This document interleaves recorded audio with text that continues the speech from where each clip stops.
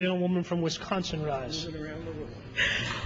Mr. Chairman, I have an amendment at the desk, and I would like I request its immediate consideration. The clerk will designate the amendment. Amendment number 14, printed in Part C of House Report number 111-143, offered by Ms. Moore of Wisconsin.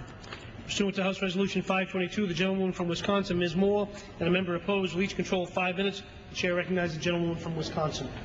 Mr. Chairman, I yield myself 3 minutes. Thank you, Mr. Chairman. I rise today to urge a yes vote on my amendment to the Foreign Relations Authorization.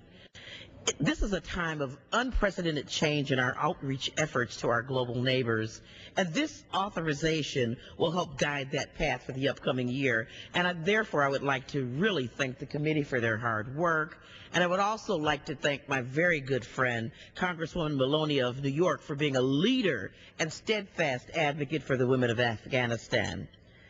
It is just so difficult to express the hurdles that face Afghan women and girls. There are just few words to describe the abhorrent conditions that assault these women and girls on a daily basis. And there are few experiences in our own lives that compare to their constant struggle for survival and freedom.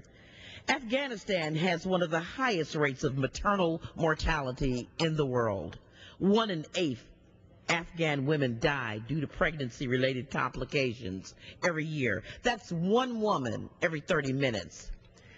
After years of brutal Taliban rule that allowed few rights for women, approximately 90% of their female population is illiterate. There are over 50,000 widows in the country, many of whom lack substantive means to support themselves or their female children, who lack access to health care, to education, to employment, to shelter, and on and on and on.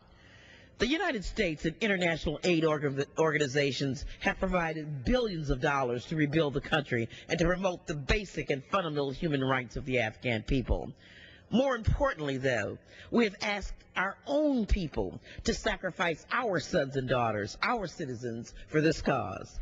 Our brave men and women serving in Afghanistan are there to protect the American people, but they are also there to reach out to the people in this war-torn country.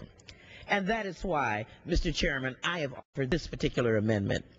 Earlier this year, the Afghan government moved a measure that would severely suppress the rights of its country's Shiite women and girls. This measure would further restrict their free mobility and actually legalizes marital rape. It does not condemn the marriage of minors, and instead it appears to promote it. This legislation ties a woman's legal financial stability and well-being to a man and demands that a woman submit sexually to her husband in order to be privy to any sort of protection. I see proposals like this in-depth reporting on multiple news media outlets highlighting the struggles that single women, girls, widows, married women face in Afghanistan.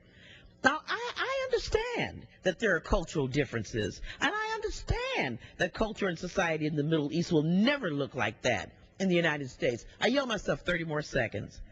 But I also understand what Secretary of State Hillary Clinton speaks of when she says that a woman's rights are human rights.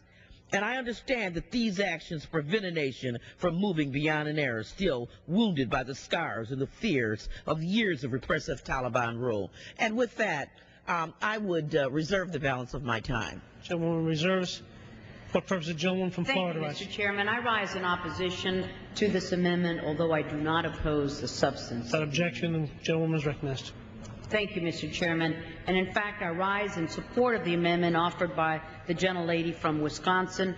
Mr. Chairman, this amendment has a noble purpose: to draw attention to the potential erosion of the social and economic progress that has benefited women throughout Afghanistan since the fall of the Taliban. Many of us in Congress have remained focused on key areas addressed in the Afghan National Development Strategy, the basis of the Afghanistan Compact, which are vital for building human capital and creating an enabling environment for promoting equal rights and opportunities for women in that country. We have also focused on ensuring